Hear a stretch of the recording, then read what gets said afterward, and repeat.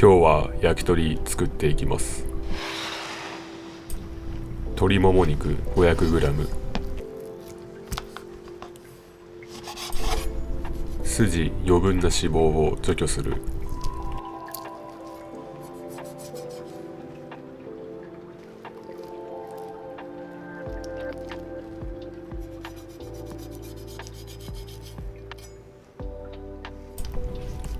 一口大に切る。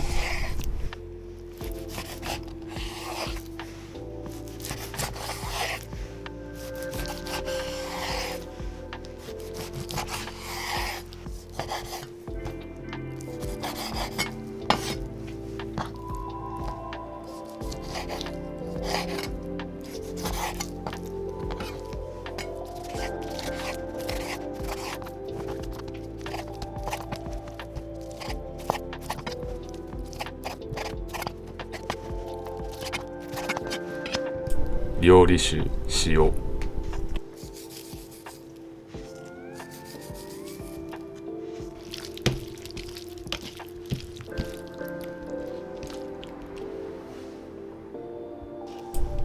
長ネギ、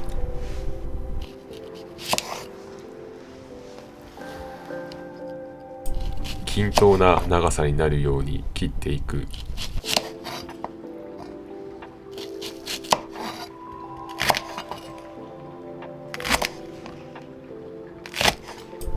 肉3、ネギ2で串に刺していく。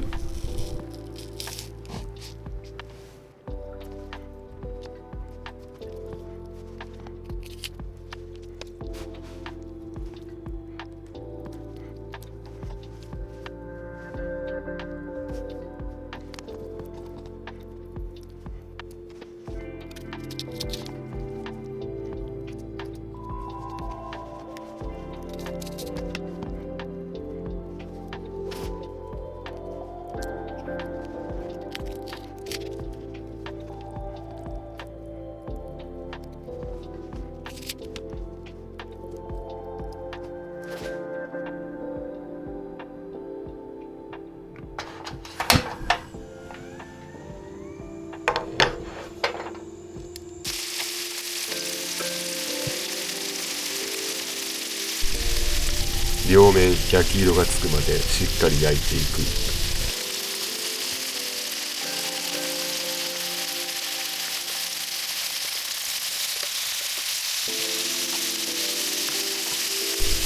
焼肉のタレ、醤油、みりん、砂糖を1対1対1の割合で煮詰める。